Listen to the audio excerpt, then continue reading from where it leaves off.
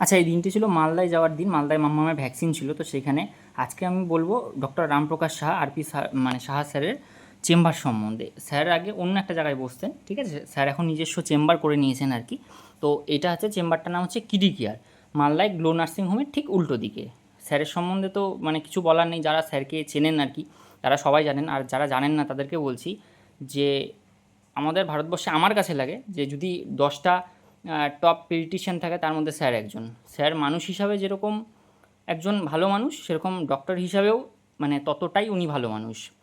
মাম্মামের injection ছিল, মানে মিশিকার injection ছিল, তো আমরা গেছিলাম স্যারের ওখানে ভ্যাকসিনটা দিতে। এটা হচ্ছে ওর হেপাটাইটিস এর সেকেন্ড ডোজটা ছিল। আমরা যত ভ্যাকসিন সব কিন্তু আমরা স্যারের ওখান থেকে করেছি, কারণ মাম্মাম হওয়ার সময় থেকে স্যার নিজেই দেখছেন এবং সব কিছু আমাদের কিন্তু স্যারের ওখানে, আমরা স্যারের ওখানে ছাড়া কোনো কিছুই বুঝি না। এই কারণেই যাই। আর স্যার মানে আমি একটা জিনিস বলতে চাই, সেটা হচ্ছে আমরা বালুরঘাট থেকে মালদা যাই একমাত্র কিন্তু স্যারকে দেখানোর জন্য। তাহলে স্যার মানে কতটা ভালো মানুষ একজন এবং ডক্টর হিসাবে কতটাই ভালো, আমি সেটাই বলতে চাইছি। তো সেই কারণে আমরা বারবার যতই কষ্ট হোক না কেন আমরা কিন্তু স্যারের ওখানেই যাই আর কি। তো যাই হোক, স্যারের চেম্বারটা সবাই তোমরা দেখতে পাচ্ছ, এত বসার জায়গা, গোটাটা full AC, breast feeding room আছে, সব কিছু আছে। আর এই যে ব্রেস্ট ফিটিং রুম সব আছে, কোনো দিক দিয়ে কোনো অসুবিধা হবে না।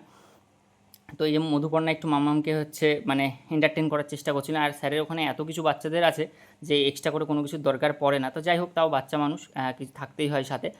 আর স্যারের সাথে কিন্তু স্যারের যিনি ওয়াইফ, তো সেই ম্যামও কিন্তু একজন চাইল্ড নিউট্রিশিয়ানিস্ট, ঠিক আছে। তো ম্যামের ওখানে এখনও পর্যন্ত দেখানো হয়নি, কারণ প্রত্যেক মানে বেশিরভাগ সময় ভ্যাকসিন থাকে বলে দেখানো হয়নি। তো নেক্সট বার যখন ওখানে যাবো আর কি চেম্বারে, তখন ম্যামকে একবার অবশ্যই দেখিয়ে নেব।